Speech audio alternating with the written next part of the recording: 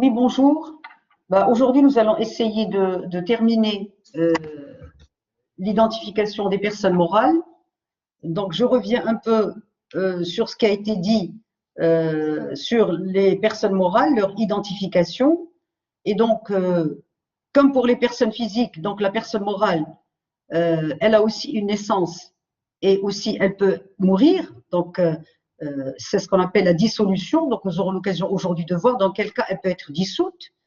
La personne morale, donc, à l'image des personnes physiques, elle a un nom, un domicile, une nationalité. Donc, le siège, la nationalité, le nom de la personne morale, ça veut dire l'enseigne, le nom commercial, qui est aussi cessible, puisqu'on peut vendre un nom commercial, contrairement à la personne physique, où le nom, il est incessible. Il faut dire aussi que c'est la loi qui subordonne l'octroi de la personnalité morale au respect d'un certain nombre de conditions. Par exemple, si les sociétés commerciales veulent avoir une personnalité morale, cette personnalité morale ne peut leur être reconnue qu'à compter de leur immatriculation au registre du commerce. Je tiens aussi à signaler que même pour les associations, elles ne peuvent pas acquérir leur personnalité morale que si elles déposent leur statut, l'objet de l'association, le siège où va se situer cette association, le nom, etc. Et évidemment, les membres fondateurs de cette association. Il faut dire également que l'utilité de cette personne morale, la dernière fois je vous ai dit, on avait parlé, on avait dit pourquoi on crée, quelle est l'utilité de la personne morale, pourquoi crée-t-on la personnalité morale. Donc on s'interroge sur la pertinence qu'il y a à créer des personnes morales. Pourquoi on doit recourir à la technique de la personnalité morale? Eh bien, la personnalité morale, elle simplifie les rapports juridiques. Puisqu'on se dit que si le groupement n'existait pas de façon autonome, les actes juridiques nécessaires, par exemple, à l'accomplissement de la tâche collective, devraient être approuvés par chacun. Et des fois, l'unanimité est irréalisable. Et je vous ai parlé de cet exemple où je vous ai dit que, imaginez un instant que vous voulez acquérir ou acheter une voiture. La personne qui doit acheter cette voiture dans une société, par exemple, cette personne doit contracter, elle doit faire des contrats avec tous les actionnaires qui détiennent une part du capital de la société, qui commercialise le véhicule. Donc, on voit bien, et vous voyez bien la complication de cet achat, si cette personne, elle doit faire des contrats avec tous les actionnaires. Donc, le fait de dire que la société ayant une personnalité morale simplifie donc les rapports juridiques. La société ou la personne morale, elle a un patrimoine. Ce patrimoine ne doit pas se confondre avec le patrimoine personnel de ses membres. Parce qu'on ne peut pas, et on doit écarter le patrimoine de ses membres en cas de poursuite par les créanciers.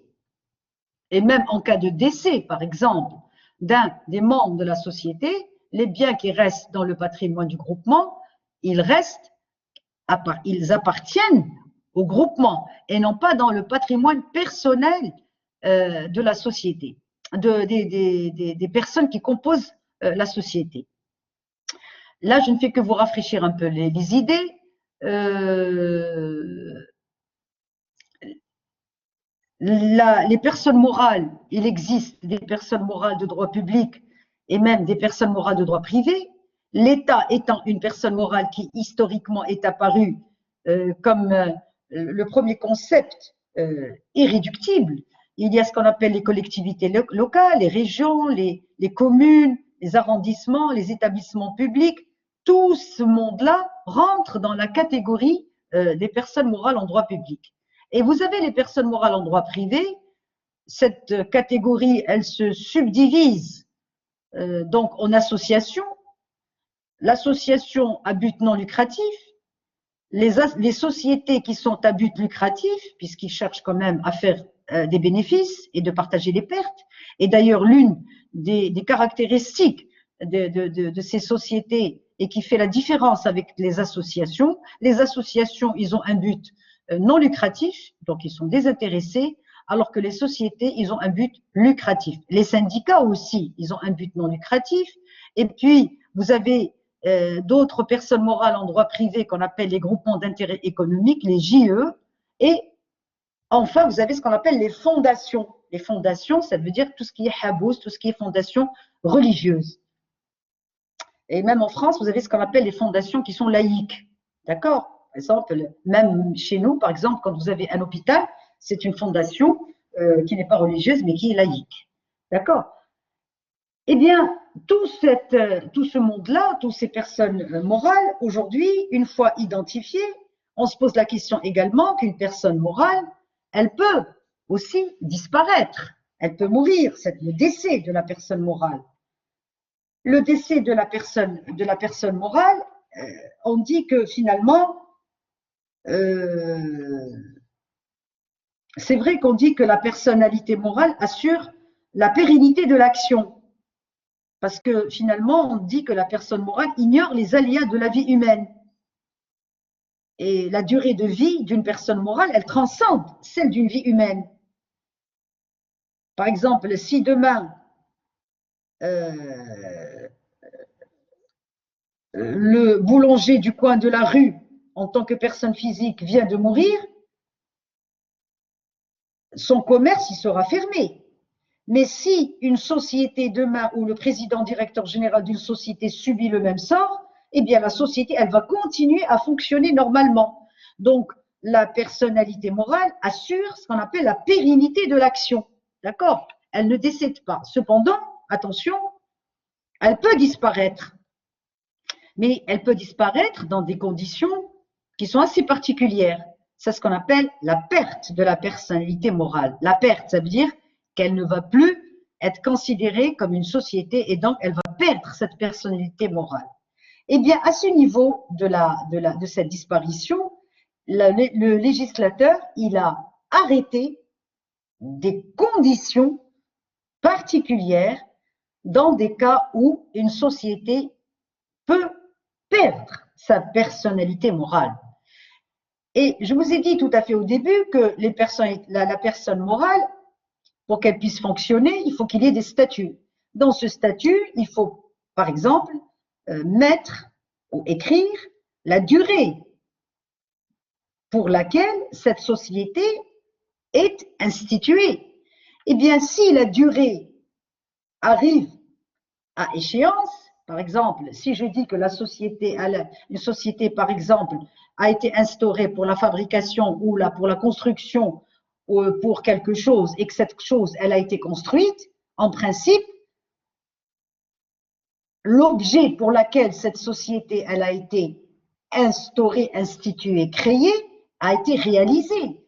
Donc, l'expiration de la durée pour laquelle cette société a été instituée ou la réalisation de son objet fait que la société va disparaître. Donc, voilà une première condition, si vous voulez, où la société, elle va disparaître. Le deuxième cas où la société risque de disparaître, c'est par exemple une annulation du contrat de société. Ça veut dire que la société, le contrat de société pour lequel la société elle a été instaurée, il y a quelque chose dans l'activité de cette société, soit que peut-être que l'objet de cette société n'est pas conforme à la loi. Par exemple, je vous donne un exemple, une société qui va être créée pour dans l'activité, par exemple, et le commerce des armes. Eh bien, l'objet de cette société est nul et non avenu, et donc le contrat de société est annulé. Et par conséquent, la société n'a pas de raison d'être, et donc elle va être annulée. D'accord? Il y a d'autres conditions qui arrivent en droit de société qui font que la société, par exemple, elle peut être annulée. Par exemple, si je sais que dans les sociétés à responsabilité limitée, si vous avez le maximum de 50 associés dans cet associé, et si vous dépassez les 50, vous êtes obligé de vous transformer dans une durée de 1 an. Le législateur donne même 2 ans pour vous transformer, par exemple, dans une autre structure juridique de société telle que les SA, ça c'est la loi qui le dit, et si vous ne respectez pas cette procédure, eh bien, votre société risque d'être annulée comme si elle n'existe pas. Le troisième cas où la société peut disparaître, ça veut dire la personne morale peut disparaître, c'est ce qu'on appelle la dissolution anticipée, mais cette fois-ci, elle est décidée par les associés.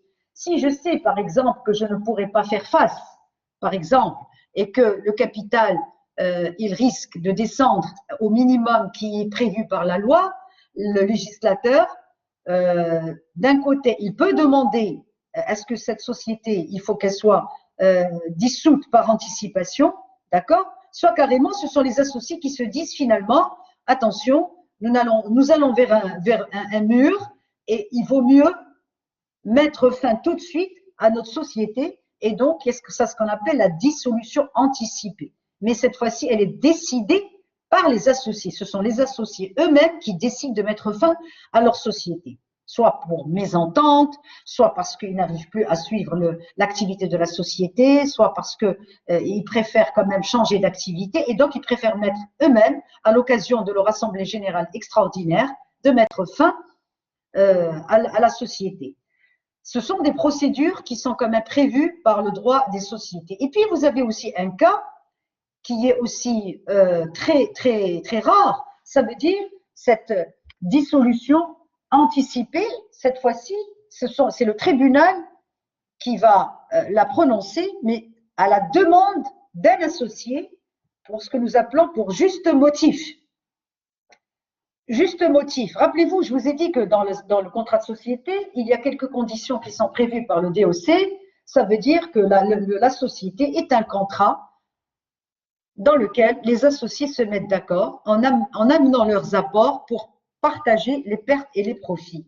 C'est ce qu'on appelle de l'affectio societatis. Ça veut dire qu'il faut qu'ils travaillent dans l'entente entre les associés. Maintenant, si vous avez un associé qui paralyse le fonctionnement de la société en cas d'inexécution, par exemple, ça veut dire qu'il ne fait pas son travail, il se réveille tard, il ne suit pas le travail, il ne suit pas le fonctionnement de la société, il est négligent, tout simplement. Eh bien, un des associés, il peut demander au tribunal, il n'a pas le droit lui-même de le faire, mais il peut demander au tribunal, d'accord, pour juste motif, il faut qu'il le prouve, qu'en cas d'inexécution par un associé de ses obligations ou pour une cause de mésentente entre associés, de demander à ce qu'il y ait cette dissolution anticipée qui finalement paralyse le fonctionnement de la société. Parce que n'oubliez pas que le contrat de société, la dernière fois je vous l'avais dit, ce contrat de société, il ne faut pas le regarder comme un contrat égoïste entre les associés, mais un contrat où on voit maintenant l'intérêt général. Ça veut dire qu'il faut qu'on travaille dans la bonne ambiance, dans l'entente, et il ne faut pas qu'il y ait des associés qui pratiquement risquent de paralyser le fonctionnement de la société. Mais jamais, grand jamais, une société ne peut être dissoute pour cessation des paiements constatés. Qu'est-ce que ça veut dire? Ça veut dire que là, nous rentrons dans ce que nous appelons les procédures collectives de redressement. C'est ce qu'on appelle les redressements, c'est ce qu'on appelle les entreprises en difficulté. Eh bien, jamais cette société ne peut être dissoute pour cessation des paiements constatés. Qu'est-ce que ça veut dire, cessation des paiements constatés? Cela veut dire que la personne morale ne peut plus payer ses dettes, par exemple, ou ses créanciers à l'échéance. Ça veut dire qu'elle a un problème de ce qu'on appelle de l'actif et du passif. Ça veut dire que son actif ne peut plus faire face à son passif exigible. Ça veut dire qu'elle a beaucoup de dettes, mais qu'elle n'a pas beaucoup d'argent, elle n'a pas beaucoup de créances pour faire face à ses dettes exigibles. Eh bien, elle ne peut pas, pour cette raison d'incapacité de payer ses dettes ou ses créances à l'échéance, de déclarer par les associés comme quoi elle va être dissoute d'une manière anticipée parce que ça va être la porte ouverte, encore une fois, à l'anarchie. À chaque fois qu'une société ne peut plus payer ses dettes, elle va commencer à dire, mais moi, je demande, est-ce que mes associés et moi, nous avons décidé de prononcer la dissolution anticipée. Ça devient quelque chose de facile et donc anachronique dans la vie d'une société. C'est pour ça que le législateur, qu'est-ce qu'il va faire? Eh bien, tout simplement, il déclare que jamais une société pour une cessation des paiements constatés, ça veut dire que la personne morale ne peut plus payer ses dettes ou ses créances à l'échéance, de faire face et de dire, moi, je demande la dissolution. Parce que quand une personne morale cesse ses paiements, le tribunal, en principe, doit rendre un jugement d'ouverture de redressement judiciaire. Ce jugement d'ouverture de redressement judiciaire, il doit s'ouvrir sur une période, ce que nous appelons une période d'observation. Cette période d'observation, elle doit conduire cette personne morale, cette société, à bénéficier de ce que nous appelons d'un plan de continuation. Ça veut dire qu'on va essayer de jeter une bouée de sauvetage, c'est ce qu'on appelle le concordat aussi, d'un plan de continuation. Ça veut dire qu'on va essayer de trouver une solution pour que cette société continue de travailler malgré ce problème de cessation de paiement. Mais comment est-ce qu'elle va pouvoir continuer de travailler si elle-même ne peut plus faire face à ses dettes? Eh bien, on va demander à ses créanciers qui sont en train de l'attendre au tournant pour qu'elle puisse payer ses échéances, on va leur demander de suspendre. C'est une suspension, d'accord, et non pas une annulation.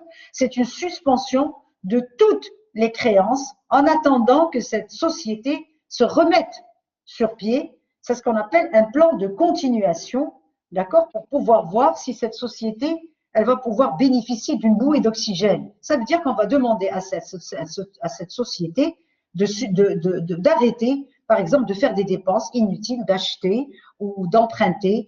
On va lui demander, et on va demander aux banques également de suspendre tous les intérêts débiteurs qu'elle aura envers cette société, parce que la société, elle est dans un jugement d'ouverture de redressement. Attention, quand on fait ce plan de continuation, eh bien, il faut que les organes de gestion de la société respectent ce concordat ou ce plan de continuation. Ce sont des procédures que vous allez étudier et qui se retrouvent dans le Code de commerce, dans le livre 5, où on parle justement de redressement et de jugement de redressement de ces sociétés. C'est ce qu'on appelle les entreprises en difficulté. Eh bien, ces entreprises en difficulté, si on observe, on respecte ce plan de continuation, la société, elle peut se remettre en marche. Mais si jamais un des organes de gestion de l'intérieur de la société continue de travailler comme si de rien n'était, il continue à emprunter, il continue à acheter des terrains, il continue à faire des travaux de la société, indépendamment de ce jugement d'ouverture de redressement, eh bien, qu'est-ce qu'on va faire? C'est tout simplement que les créanciers demandent à ce que leur échéance devienne exigible sur place. Et lorsqu'elle devient exigible sur place, la société va rentrer ce qu'on appelle en liquidation. Et la liquidation va amener à la dissolution. D'accord? Eh bien, le premier cas de figure arrive, sinon le deuxième par un monsieur liquidateur, évidemment, qui est là, qui va venir et qui va liquider les dettes, il va liquider les biens parce que la société, elle va finalement disparaître. Mais dans ces cas-là, bien avant, quand il va rentrer dans cette liquidation, il n'y a pas encore de dissolution. Ça veut dire que la liquidation continue. Ça veut dire que la société, elle existe sur le registre du commerce, mais elle n'est pas encore dissoute. Elle ne sera dissoute qu'une fois que l'opération sera liquidée définitivement. Vous avez ce premier cas. Le deuxième cas, c'est qu'il peut y avoir ce qu'on appelle une cession en faveur d'un repreneur. Ça veut dire qu'on peut dire que finalement, cette société est en train de partir en petits morceaux et donc, elle ne va pas pouvoir respirer parce qu'elle est étouffée par un certain nombre de choses, d'événements qui font que même malgré cette période de redressement ou de continuation, eh bien, la société n'arrive pas à faire face à ses créances à l'échéance et donc, il va y avoir une cession, quelqu'un qui va vouloir acheter cette société pour pouvoir justement la remettre en place et injecter de nouveaux capitaux, et donc pour qu'on écarte l'idée de la dissolution. Est-ce que vous me suivez?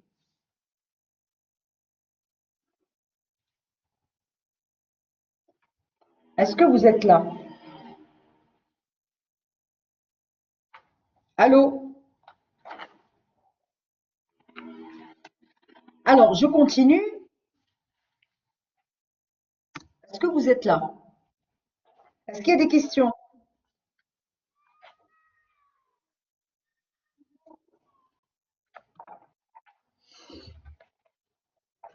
Il y a 3 étudiants qui sont en train de m'écouter et j'attends, est-ce que vous me dites, est-ce que c'est compris?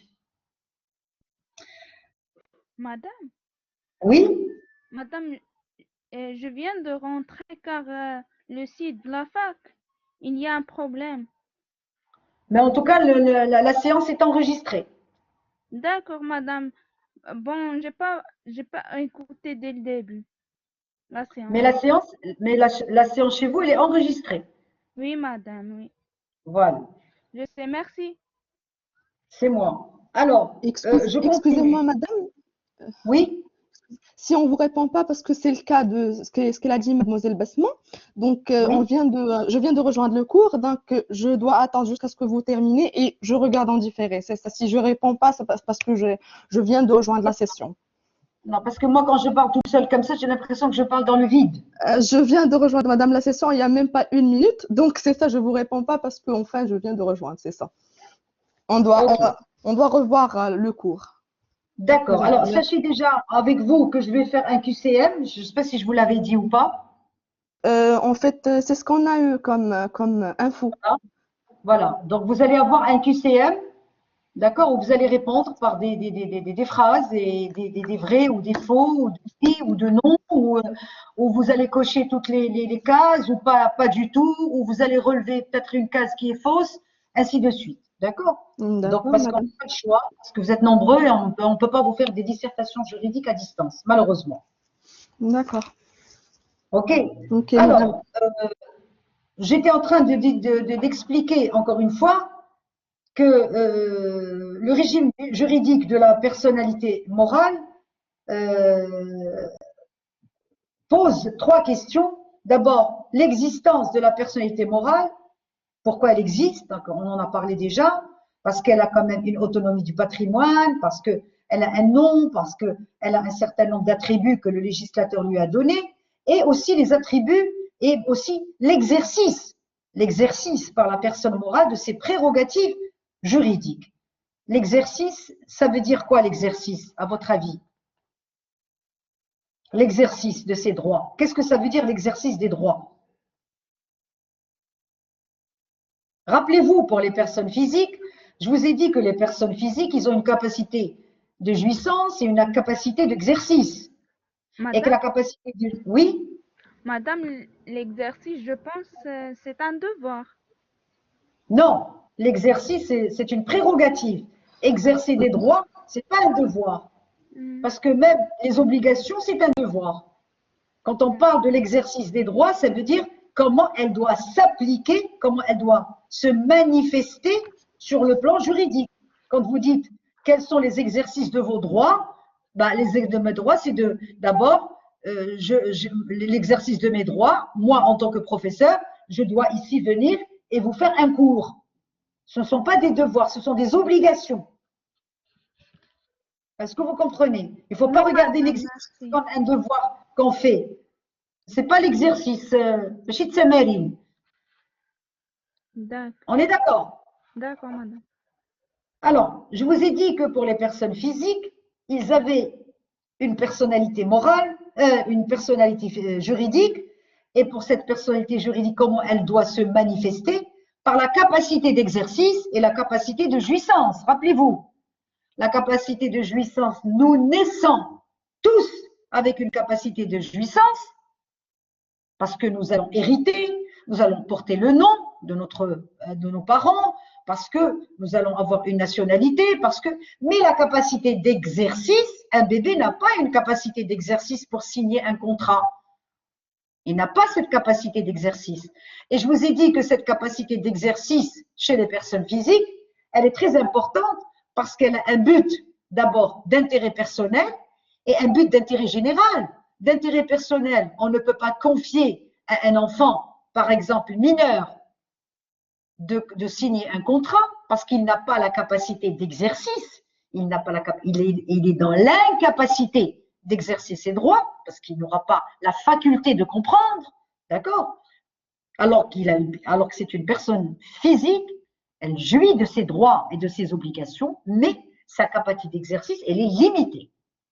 Eh bien, cette capacité d'exercice, elle est limitée également dans le cas où la personne, bien qu'elle soit majeure, elle n'est pas mineure cette fois-ci, mais elle est peut-être, ses facultés mentales sont défaillantes. Un malade mental, un malade de santé fragile, il ne discerne pas, il ne voit pas le bien du mal.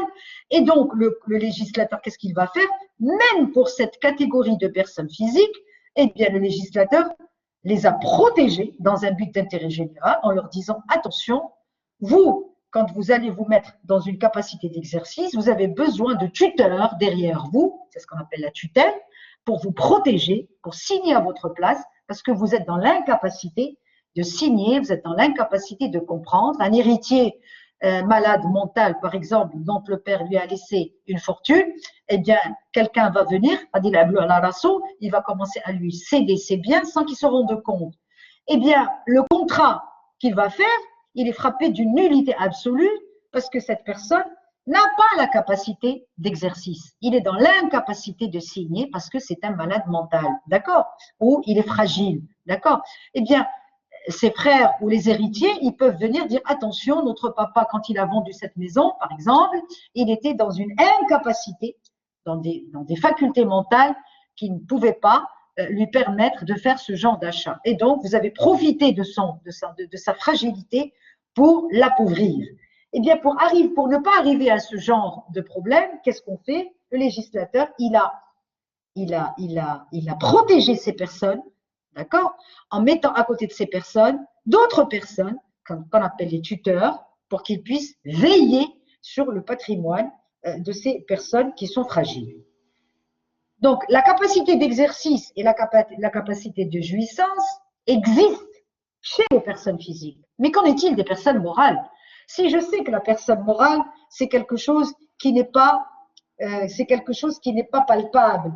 Si je vous dis que les personnes morales, c'est vrai qu'ils ont des pouvoirs, mais elles restent quand même une entité abstraite, encore une fois. La notion de personne morale, c'est une entité qui est abstraite. Elle est formée de la réunion de plusieurs personnes physiques. Donc, et c'est grâce, si vous voulez, à la réunion de ces personnes que le législateur attribue la personnalité juridique. D'accord? Et donc, à partir de là, comment je vais pouvoir exercer mes droits et mes obligations si je sais que cette personne morale, c'est une notion qui est pratiquement abstraite? Eh bien, le législateur, qu'est-ce qu'il va faire? Il va essayer de limiter cette capacité pour que cette personne morale exerce ses droits uniquement à l'exercice de ses droits. Ça veut dire que la personne morale n'a qu'une capacité d'exercice, puisque ce n'est pas un être physique. Elle ne peut pas avoir une personnalité et elle ne peut pas avoir une capacité de jouissance. Elle ne peut avoir qu'une capacité d'exercice.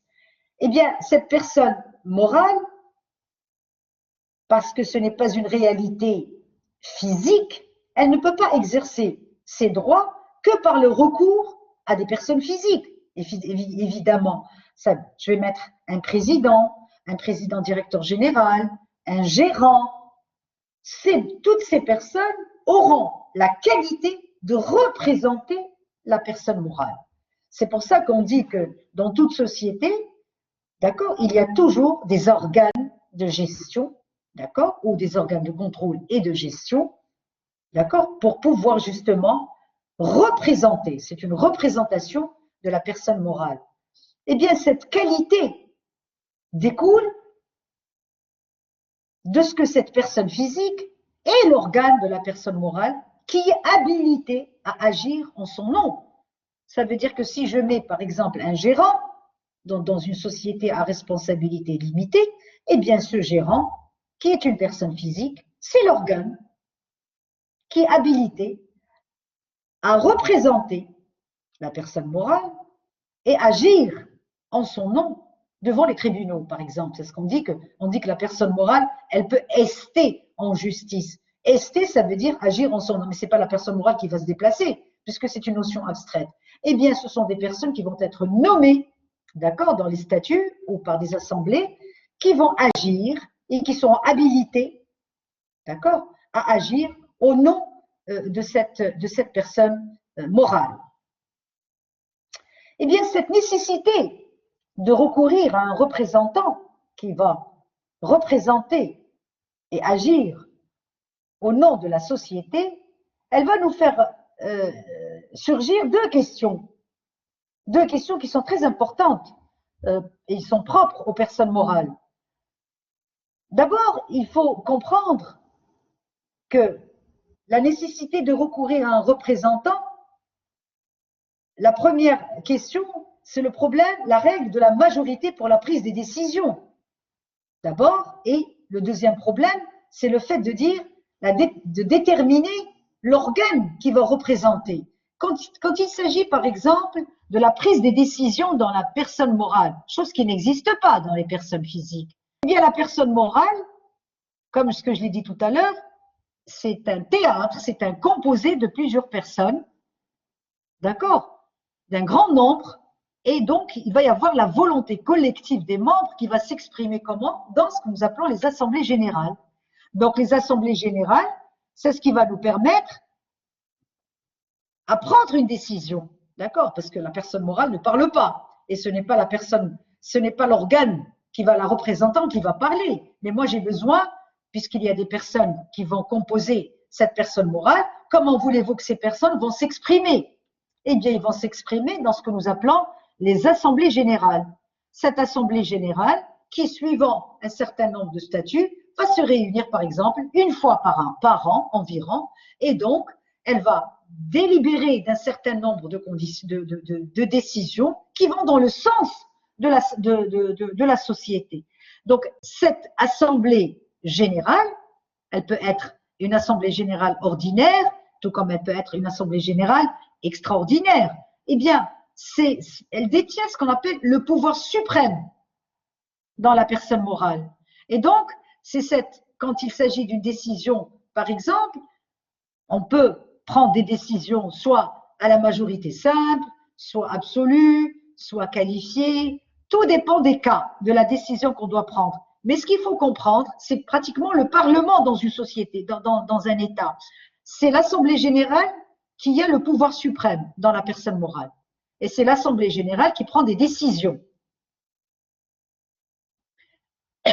Et donc, les décisions de cette personne morale, elles seront soumises à ce qu'on appelle à la loi de la majorité. Tout simplement, quand il y a une majorité qui va prendre une décision, à la majorité par exemple, maintenant, on va voir est-ce que c'est la majorité simple, est-ce qu'elle est qualifiée, ça c'est tout dépend des statuts et tout dépend des structures des sociétés que vous aurez l'occasion d'étudier. Mais ce que vous devriez garder en tête, c'est que la prise des décisions dans la personne morale, elle se fait grâce aux assemblées générales. Et ces assemblées générales, elles peuvent se subdiviser en assemblées générales ordinaires, toutes les décisions qui concernent par exemple les ordres du jour qui sont pour le fonctionnement de la société. Par exemple, la société, elle veut acheter quelque chose, la société, elle veut… Mais par contre, pour les décisions qui sont importantes dans la société, qui vont toucher par exemple le capital de la société, je ne sais pas moi, des décisions qui sont un crédit à la banque, tout ça, ça va se faire encore dans une assemblée générale qu'on appelle extraordinaire cette fois-ci, d'accord? Et non pas ordinaire, mais extraordinaire parce que les décisions, elles sont importantes. Et dans les deux sens, les décisions de cette personne morale sont soumises à ce qu'on appelle à la loi de la majorité. Donc voilà la première, si vous voulez, question propre aux personnes morales, c'est le problème de la règle de la majorité pour la prise des décisions. Le deuxième problème qui arrive, c'est le fait de dire de déterminer qui doit représenter cette société. C'est ce qu'on appelle les organes qui représentent la personne morale. Eh bien, comme on sait que l'Assemblée générale ne peut pas être réunie souvent, parce que c'est une fois par an, donc on ne peut pas mettre tout le monde et les réunir pour prendre des décisions. Donc, et pourtant, il faut gérer quotidiennement cette personne morale. Il y a la gestion quotidienne qui va se faire. Donc, qu'est-ce qu'on va faire? Eh bien, la société, elle va se doter d'un organe qui est destiné à la représenter dans les actes de la vie quotidienne. Tous les membres qu'il serait d'ailleurs impossible de tenir, réunis en permanence, peuvent prendre chacune des décisions. Donc, cet organe, cet organe qui va être représenté, cet organe va veiller sur la gestion quotidienne de tous ses membres, parce qu'on ne peut pas ramener tout le monde pour prendre des décisions. Et comment on va essayer de déterminer qui doit représenter la société? Eh bien, ce sont les statuts. Les statuts de la personne morale vont déterminer qui, entre deux réunions de l'Assemblée générale, par exemple, aura le pouvoir de la représenter et la valider. Ça veut dire même la représenter devant la justice. Par exemple, demain, quand il va y avoir un problème avec la société, ce n'est pas tout le monde qui va partir pour dire nous, on représente la société, mais il va y avoir une seule personne qui sera valablement représentée, d'accord, et qui représente la société et qui va ester au nom de la société devant le tribunal. Donc, il aura le pouvoir de la représenter en justice. Il n'y a pas que ce pouvoir qu'on va lui donner, mais on va également lui donner le pouvoir de passer au nom de la société des actes juridiques. Par exemple, quand il y a un contrat qui va signer, ce n'est pas le gérant qui va signer en son nom personnel, mais il va signer au nom de la société. Ce n'est pas le directeur général quand il va, par exemple, signer des actes juridiques, il va signer, non, ce n'est pas en son nom propre parce qu'il est dilué dans la société, donc il va parler au nom de la société. D'accord? Le directeur général ou les gérants, par exemple, ou ceux qui représentent l'organe qui représente la personne morale, eh bien, il a également le pouvoir d'acquérir des biens de la société. Il peut acheter, par exemple, si la société a besoin d'acheter des bureaux ou d'acheter, par exemple, des biens meubles, immeubles, eh bien, il ne va pas l'acheter sur son propre patrimoine, il va l'acheter au nom de la société. Et donc, il peut acquérir les biens au nom de la société. Il peut également vendre les biens au nom de la société. L'organe qui représente la personne morale, il peut également embaucher du personnel au nom de la société. Vous voyez bien qu'il y a un certain nombre de tâches et de travail qui doivent se faire au nom de la société, mais c'est l'organe qui représente la personne morale qui, lui, puisqu'il a été il a le pouvoir de la représenter puisqu'il a été nommé et destiné à représenter la société dans les actes de la vie quotidienne. Donc, c'est lui qui sera amené donc à représenter, à vendre, à acquérir les biens et à embaucher du personnel. Donc, il est donc essentiel, il est très important que lorsqu'on en a affaire à une personne morale, il faut vérifier d'abord, et c'est très important, que l'interlocuteur, le représentant, l'intermédiaire qui représente la société a bien la qualité pour la représenter. D'accord? Et il a bien également le pouvoir pour passer les actes en cause. Pourquoi je vous dis ça? Parce qu'il y a pas mal de personnes qui se réclament représenter la société, par exemple, et la banque, elle ne va pas faire attention au pouvoir qu'il a pour passer des actes et elle va lui prêter de l'argent et elle va essayer de négocier alors que cette personne n'a pas la qualité requise pour représenter la société et pour passer des actes juridiques à la société. Il faut dire aussi que ces personnes morales, comme ce que j'ai dit la dernière fois, ils ont une responsabilité. La responsabilité, elle est morale, elle est civile et elle est pénale. Pourquoi? Parce que puisque si la personne qui représente la société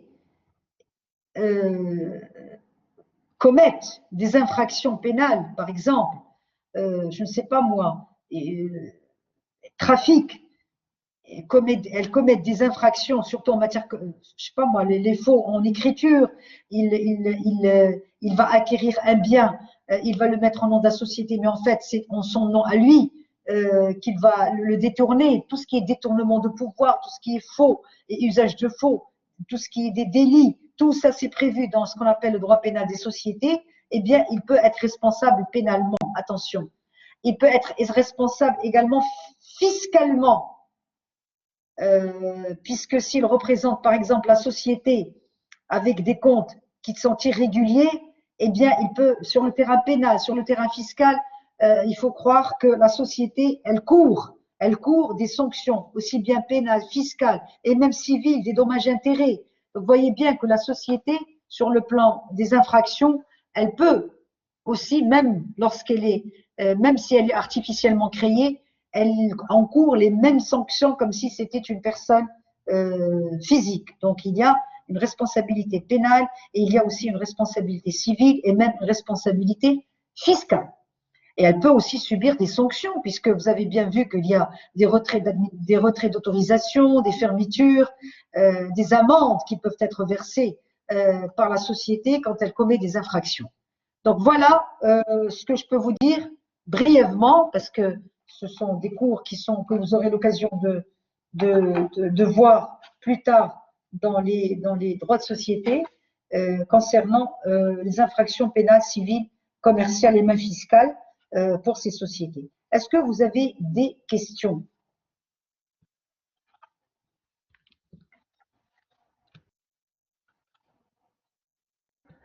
Allô?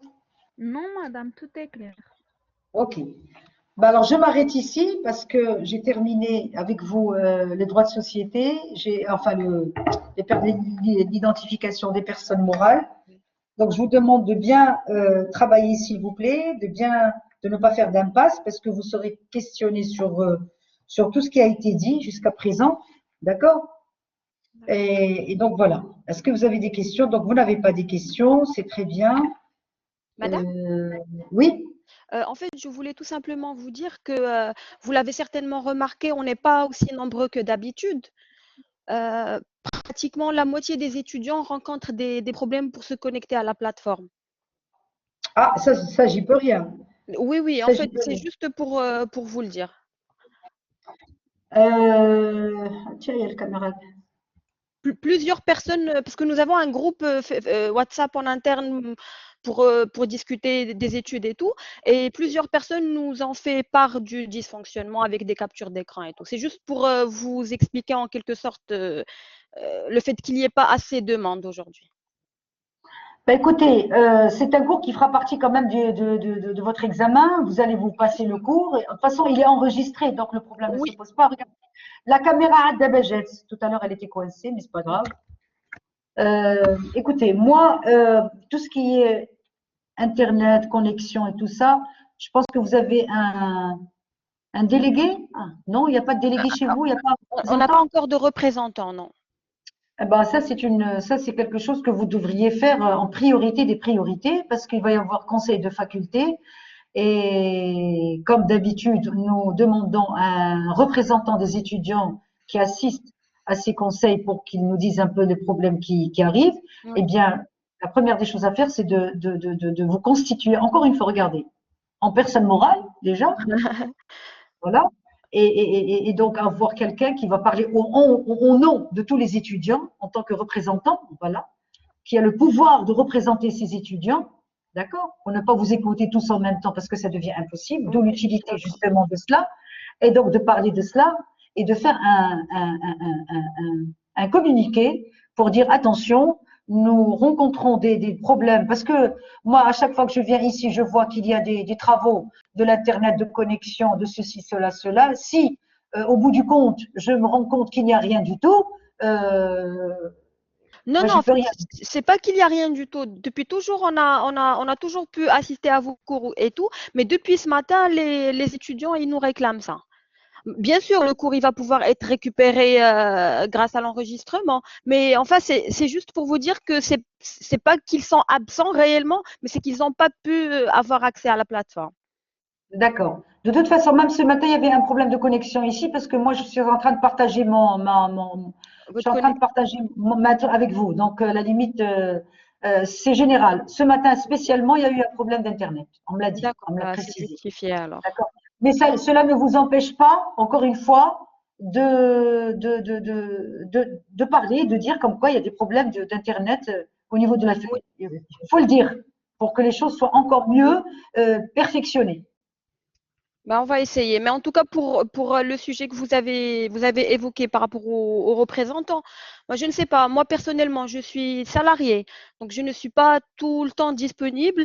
C'est pour ça, je ne pense pas que je suis à même de les représenter, surtout s'il faut être présent quand il y a Non, des, non, il ne faut pas être présent. Non, c'est quand vous faites un courrier, bah, au moins vous faites un courrier au nom des étudiants. Nous, étudiants un première mail. année, Oui, voilà, nous, étudiants première année, nous nous rendons compte que finalement, que les cours par distanciation, c'est très difficile, puisque le problème d'Internet, de connexion, ne cesse de se poser, et on a du mal à être connecté avec nos professeurs. Voilà, c'est tout, il faut rester dans les généralités. Vous voyez ce que je veux dire? De d'accord. toute façon, Écoutez, voilà, c'est juste pour sensibiliser l'administration, pour qu'ils sachent que peut-être que l'administration dans leur tête, tout va bien, tout va au mieux, mais peut-être que les gens qui sont venus ici n'ont pas fait ce qu'il oui, fallait oui, faire, quoi. je suis d'accord, je Voilà. suis en C'est phase. pour que Surtout vous, que le fil, il y a aussi pardon. des cours, madame, excusez-moi de vous avoir interrompu, mais il y a aussi des cours qu'on n'a jamais pu suivre jusqu'à maintenant. Ah Bon, à la bon, rigueur, vous, madame Nasseri, monsieur Lasser, avez toujours été là, on a pu assister, échanger avec vous et tout, mais enfin, il y a des profs qui se contentent de nous mettre voilà, des représentations, PowerPoint et tout, il n'y a pas il y a pas de voix, il n'y a pas d'interaction avec le prof. ben, vous voyez, ça c'est un gros problème parce qu'un étudiant a besoin de parler avec son professeur. Oui, bien sûr, on a besoin de Alors, ça. vous pouvez également le signaler sans mettre des noms des professeurs. Vous dites que certains cours que Oui, nous avons pu ne sont pas suivre, dispensés. Ah, oui, voilà, on n'a pas eu l'occasion de certains professeurs. Vous savez, vous êtes à l'université aujourd'hui, hein, c'est fini. On n'est plus au lycée, on n'est plus à l'école, bien d'accord? sûr. Vous avez une autonomie, vous avez une liberté d'expression. L'université est un univers d'expression libre, donc vous Oui, pouvez quand même rédiger, écrire et dire attention, certains professeurs nous ont juste bombardé avec des polycopes et des représentations sans aucune explication. oui. هما عادي يعرفوا شكون اللي كاين وشكون اللي ما Je ne sais كاينش. pas, Nadba, les étudiants, ils nous écoutent, je pense. Il n'y a que Fatima Zerboul qui a réagi. Euh, mais Zahmara, ils vivent la même situation. Mais Anna, j'ai préféré vous en parler vu l'échange qu'on a pu avoir jusqu'à maintenant. Écoutez, c'est vous Johara, Madame Ah, Johara. exactement, oui, madame, oui. Madame Johara, si les étudiants ne réagissent pas, comment voulez-vous que l'administration apprenne quoi que ce soit? Si eux-mêmes ils sont dans cette léthargie qui ne veulent même pas soulever ce problème, c'est ce que je ne comprends pas. Oui, Si les étudiants sont lésés, s'ils savent qu'ils ne vont pas pouvoir suivre en ayant uniquement des polycopes, ben, c'est à eux d'agir, de réagir et de dire attention, voilà, on ne comprend rien. Les professeurs nous mettent des polycopes et on ne comprend rien, de représentation, on ne comprend rien du tout, parce que c'est facile. Mais encore faut-il qu'il y ait une réaction de la part de l'étudiant. oui, oui, oui, je suis d'accord. Mais avec les examens qui approchent, moi, je me suis dit que, voilà, je vais parler. Vous avez très bien fait. Vous avez très bien fait. Moi, je ne comprends pas. Bon, ça, chacun sa façon de travailler. Excusez-moi, excusez-moi, Oui, c'est vrai, je rejoins l'avis de Jawhara parce que effectivement, quand on n'a que des polycopes, c'est difficile à suivre. Je pense que dans mon cas, j'ai déjà fait des études universitaires, donc je sais des fois de quoi il s'agit dans quelques matières, mais je pense pour enfin les nouveaux bacheliers, les nouveaux, donc je pense que ça sera difficile de tenir enfin le cours et tout. Enfin, c'est ce que je pense. Oui, oui, mais vous avez raison pour vous parce que vous avez déjà, vous avez déjà balisé un certain nombre de termes juridiques. Donc, à la limite, le problème ne se pose pas pour vous, même quand vous recevrez, par exemple, un polycope. À la limite, vous savez de quoi il s'agit puisque vous avez démystifié ça. Mais imaginez si vous étiez encore en première année sans jamais eu affaire à des études juridiques. Est-ce que vous auriez compris quelque chose? Non. Ça m'étonnerait parce qu'il y a quand même des termes juridiques qu'on ne comprend pas tout de suite, surtout pour cette matière qui est assez difficile puisque je vous ai dit que c'est une matière où on touche au social, au commercial, au civil, À un tout. certain nombre de choses.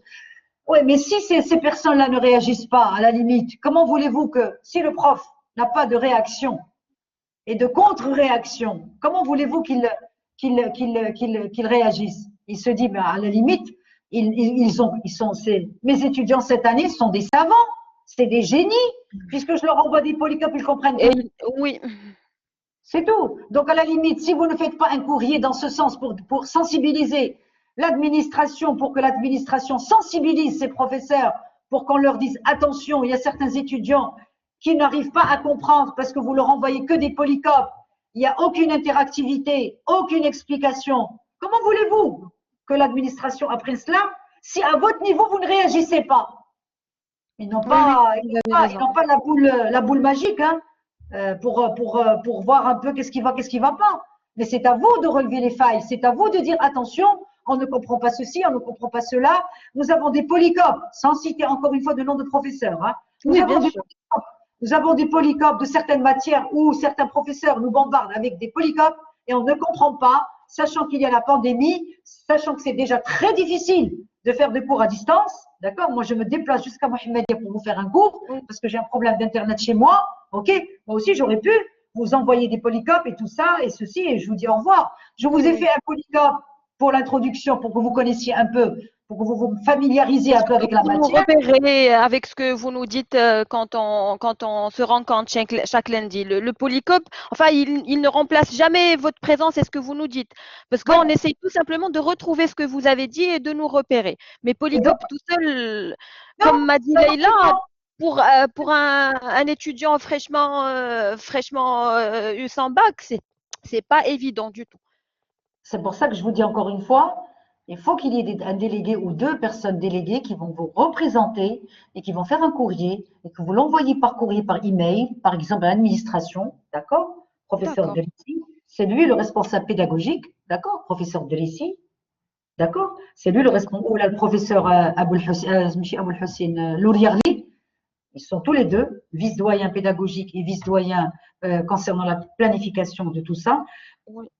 et qui vont comprendre ce qui se passe. Parce que tant que vous ne réagissez pas, ils n'ont pas la boule pour comprendre qu'est-ce qui se passe D'accord. pour eux. Bah, écoutez, j'espère que c'est pas trop tard. Moi, je suis restée à l'écart depuis tout ce temps parce que, comme je vous ai dit, je suis salariée de un, de deux, je suis de Casablanca et je ne suis pas motorisée. Donc, je me dis que s'il faut à chaque fois que je sois physiquement présente, Non, on ne demande pas d'être présente. Mais si vous pouvez écrire un courrier au nom de tous les étudiants bien pour dire, sûr, je prends le voilà, point. voilà, mais je porte à votre connaissance que pour certains cours, pourquoi je vous parle comme ça? Parce qu'il y aura encore un deuxième semestre qui arrive. Mhm. Et si le Oui, deuxième oui, semestre arrive aussi se fait. catastrophique que ce premier comme ça, franchement, moi je trouve qu'il n'y a même plus d'utilité de faire du droit, parce que le droit, c'est pas, on est déjà comme ça, on est dans la souffrance. Si en plus on vous donne un polycope et on vous dit bye bye, ça devient facile. Ça devient très D'accord. facile. Bah, écoutez, parce que nous, on s'est dit que peut-être le prof il parle et qu'il a un problème sur le micro et qu'il ne s'en rend même pas compte. Pour les profs qui ne font que des cours enregistrés. Donc, on leur a donné en quelque sorte le bénéfice de doute. Mais moi, voilà, d'après ce que vous m'avez dit, je vais prendre le point. Je vais essayer d'envoyer un mail pour professeur Drissi ou Louliarli et on va voir. Certainement, ils vont nous donner une réponse bientôt. Oui, oui, oui, il faut le faire, il faut sensibiliser, parce que les professeurs, quelque part, vous savez, je suis professeur, je vais pas jeter la pierre à mes collègues, mais qu'est-ce que vous voulez? Dans des troupeaux, il y a toujours des brebis, il y a toujours des Merci. brebis Oui, galeuses qui est là, qui pourrit un peu tout le monde, malheureusement. Mais bon, tous les profs ne sont pas comme ça, parce qu'il y a des profs qui travaillent consciencieusement, il y bien a sûr. d'autres, Allah, c'est comme ça, c'est comme ça. Ouais, Mais ouais, ça, hop. En tout cas, je vous Écoutez, souhaite madame, merci beaucoup pour votre écoute. Smahli, si je vous ai retenu. non, du tout, du tout, du tout. On se retrouvera donc, je sais pas, on vous a déjà communiqué les dates des examens? À partir du 23, normalement, jusqu'au 2 mars. Ok, très bien. Ok. Donc chez vous, ça va être un QCM. Et chez les autres aussi, ça va être, bah, je vais faire des oraux, je vais faire, bon, on Pour verra par la toutes les suite. matières, pour tous les modules, c'est des QCM. Non, non, non, non. Pour tous les modules, il va y avoir des oraux. Par exemple, moi, pour les D'accord. troisièmes. Non, non, moi j'ai QCM et oral parce que je vais pas faire des QCM à tout le monde, à tout bout de champ, parce que ça devient, c'est pas du droit déjà pour commencer. Ça me désole parce que des juristes en première année doivent disserter, faire des dissertations juridiques avec des problématiques. Des futurs juristes, il faut quand même qu'ils fassent la rédaction. Mais bon, compte tenu d'un cas de force majeure, donc on fait comme ça en attendant des jours meilleurs. Madame, Inch'Allah, Inch'Allah. madame, Yallah, je vous souhaite bon courage et puis Merci. on se madame, retrouvera la deuxième. Oui, madame, s'il vous plaît, ce qui Merci beaucoup, concerne madame. c'est à vous. l'examen blanc, on n'a pas un Comment? examen blanc? Non, Examen je vous blanc. entends. Les? Un examen blanc, non? Comment voulez-vous que comment vous, déjà avec l'examen réel, on n'arrive pas à nous organiser. Vous voulez un examen blanc? Les examens blancs ne se font pas à l'université. On n'est pas en France, on le fait, mais pas ici. D'accord. Non, madame, Il y a pas l'administration nous a informé qu'il y a. Madame, Oui, l'administration nous a informé qu'il y aura lieu d'un examen blanc non, non, il n'y avant a pas d'examen. que. Non, non, il n'y a pas d'examen Ah, blanc. Il n'y d'accord, a rien. Il y a pas. Chez moi, il n'y a pas d'examen blanc. Vous allez d'accord, avoir des questions. D'accord? Vous allez répondre à ces questions. Puis il va y avoir une deuxième session aussi. D'accord? Où il D'accord. va y avoir Et des aussi sujets. l'oral. Il n'y a pas d'oral. Vous avez mentionné. Ah, d'accord. L'oral, c'est à d'autres niveaux. C'est pas chez vous. C'est parce que vous avez, il y a le nombre chez vous. On ne peut pas faire l'oral à je ne sais pas combien parce qu'il y a des fonctionnaires, il y a ceux qui viennent, ceux qui ne viennent pas. Donc ça va être difficile l'oral. On va vous faire un QCM, enfin, D'accord. je vais vous faire un QCM avec une deuxième session. Alors, je porte à votre connaissance, encore je le dis et je le redis à chaque fois dans cette université, que généralement, dans la première session, les sujets sont relativement, ou les questions sont relativement plus ou moins, je ne dis pas que c'est facile, à votre portée. Mais dans la deuxième session, vous n'avez pas beaucoup de temps et les sujets sont plus difficiles. Donc, vous avez intérêt à travailler à votre première session. Voilà. Donc, ne laissez pas les choses se compliquer pour vous dans la deuxième session. Moins de temps et plus dur. D'accord, madame. Merci. Voilà. Allez, je vous souhaite bon courage. Merci beaucoup, madame. Merci à vous. Merci. Au revoir. Au revoir. Au revoir.